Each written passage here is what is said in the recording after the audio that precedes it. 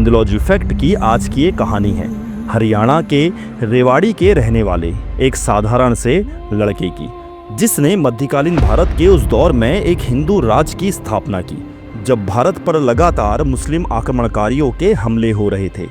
इस लड़के ने अपने जीवन में 22 सफल लड़ाइयाँ लड़ी, जिसकी वजह से इतिहासकारों ने इसे मध्य युग के समुद्रगुप्त का खिताब दिया है।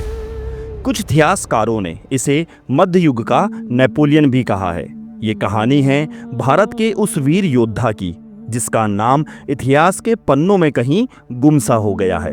ये कहानी है भारत के आखिरी हिंदू सम्राट वीर शिरोमणि हेमू की। हेमू का असल नाम हेमचंद्र था। इनका जन्म 1501 में हरियाणा के रेवाड़ी गांव के कुतुबपुर में हुआ था। इनका परिवार किराने का काम करता था। अकबर की जीवनी लिखने वाले मुगल इतिहासकार अबुल फजल ने हेमू को रेवाड़ी की गलियों में नमक बेचने वाला एक मामूली फेरी वाला कहा है। अबुल फजल ने ये शब्द हेमू के अपमान के लिए लिखे थे। फिलहाल इनका पैसा जो भी रहा हो, लेकिन रेवाड़ी की गलियों में घूमकर व्यापार करने वाले हेमू कैसे हिंदुस्तान के तख्त तक पहुंचे, इसकी कहानी बड़ी ही दिलचस्प है। दरअसल बचपन से ही हेमू में एक कुशल रणनीतिज्ञ और एक कुशल सैनिक के गुण थे। इन्हीं गुणों ने शेर शाह सूरी के बेटे इस्माइल शाह सूर का ध्यान हेमू की ओर खींचा था।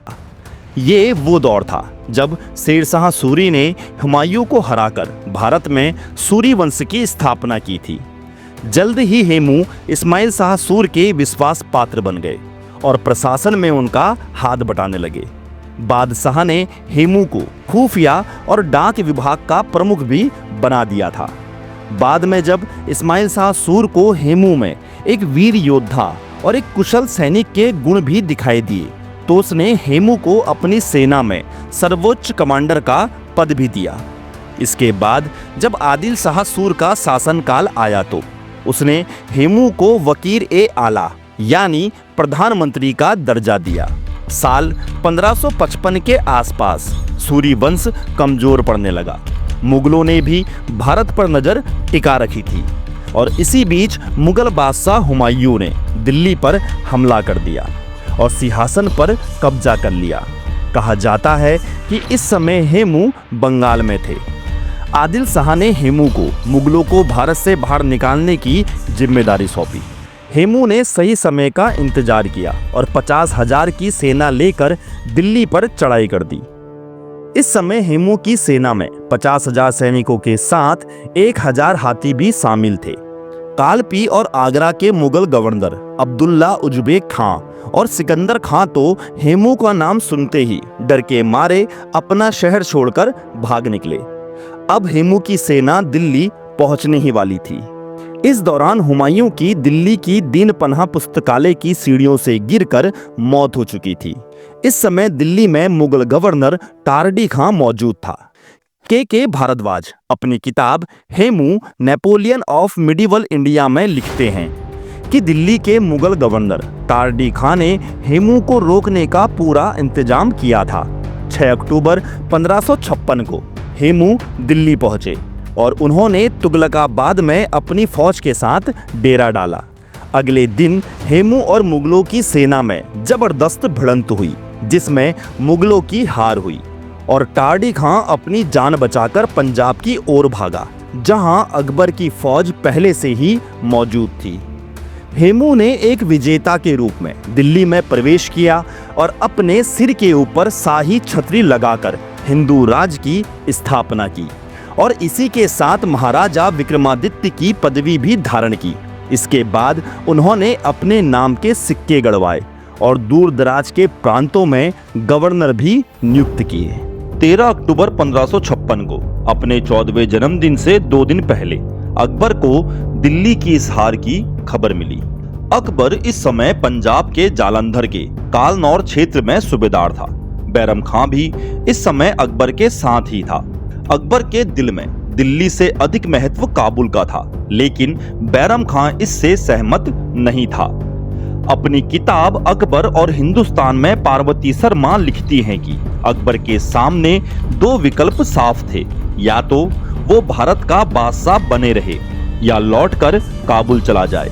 अकबर लौटकर काबुल जाना चाहता था, लेकिन बैरम खान ने उसे ऐसा नहीं करने दिया। दिल्ली से भागकर टार्डी खान जब अकबर के खेमे में पहुंचा तो उस समय अकबर शिकार पर गया था। बैरम खान ने टार्डी खान को अपने तंबू में बुलाया, जहां टार्डी खान का कत्ल कर दिया गया।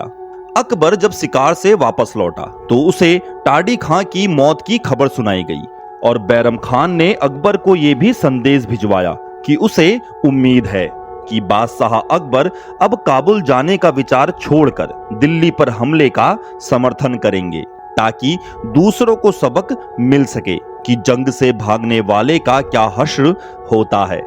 दरअसल टार्डी खान की हत्या कर बैरम खान 14 साल के अकबर को यह दिखाना चाहता था कि युद्ध से भागने वालों की सजा सजाए मौत है, ताकि अकबर काबुल ना जाकर बैरम खान की दिल्ली पर हमले की योजना को सहमति दे। वहीं दूसरी तरफ जब हेमू को पता चला कि मुगल फौज जवाबी हमले की योजना बना रही है तो उसने पहले ही अपनी तोपें और कुछ सैन्य टुकड़ी पानीपत की ओर भिजवा दी। बैरम खान ने भी एक उज्बेक लड़ाके अली कुली शैवानी के नेतृत्व में 10,000 सैनिकों की फौज पानीपत की तरह रवाना कर दी। अकबर नामा में अबुल फजल लिखता है कि दिल्ली से पानीपत की दूरी 100 किलोमीटर से भी कम थी।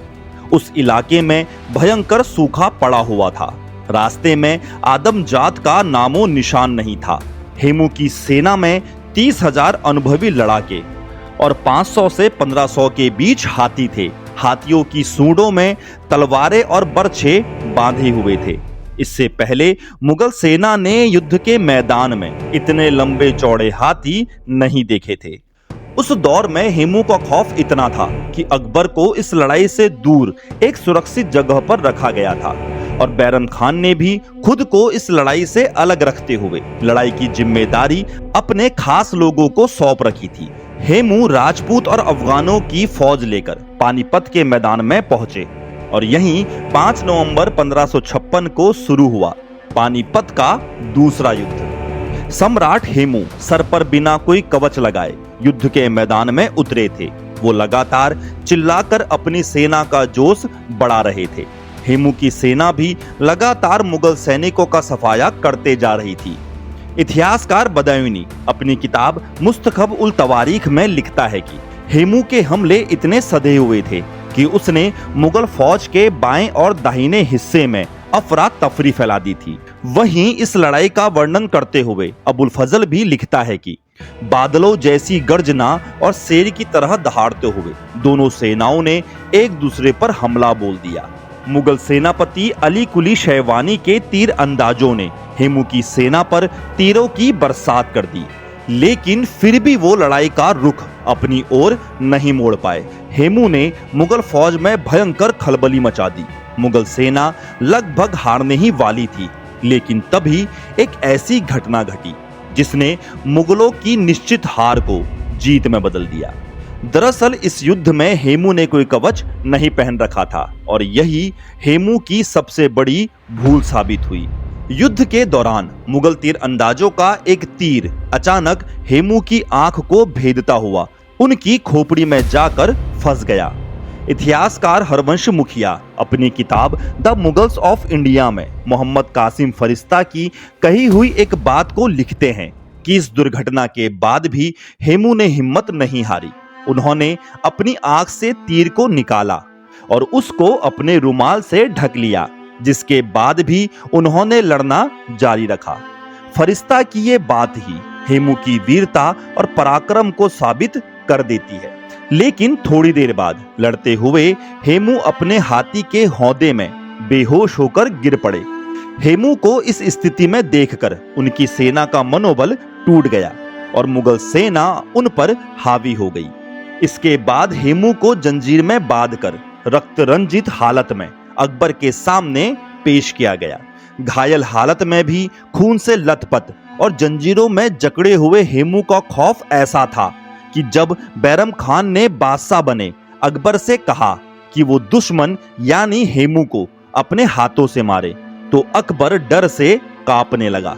मुगल इतिहासकार अबुल फजल और फरिश्ता दोनों ही लिखते हैं कि अकबर ने घायल हेमू को अपनी तलवार से छुआ तक नहीं, यहाँ तक कि बैरम खां और अन्य सेनापतियों के उकसाने पर भी अकबर टस से मस नहीं हुआ। अंत में बैरम खान ने हेमू का सर धड़ से अलग कर दिया। मशहूर इतिहासकार आरपी त्रिपाठी अपनी किताब rise and fall of Mughal empire में लिखते हैं कि अकबर के हाथों हेमू की हार दुर्भाग्यपूर्ण थी। अगर भाग्य ने उनका साथ दिया होता तो उन्हें ये हार नसीब नहीं होती। वहीं एक और मशहूर इतिहासकार आरसी मजूमदार शेर शाह पर लिखी अपनी किताब के एक अध्याय हेमू फॉरगटन हीरो में लिखते हैं कि पानीपत की लड़ाई में दुर्घटना की वजह से हेमू की जीत हार में बदल गई, वरना उन्होंने दिल्ली में मुगलों की जगह हिंदू राजवंश की नींव रखी होती। एक किराने की दुकान से दिल्ली की गद्दी तक पहुंचना इतिहास की एक बड़ी उपलब्धि है। अगर भाग्य ने हेमू के खिलाफ होकर उनकी जीत को हार में ना बदला होता तो शायद आज भारत का इतिहास कुछ और ही होता। तो आपको हिंदुलॉजी फैक्ट का यह रोचक वीडियो कैसा लगा? अगर आपको यह वीडियो पसंद आया तो वीडियो को लाइक, शेयर और चैनल को सब्सक्राइब जरूर कर लीजिएगा।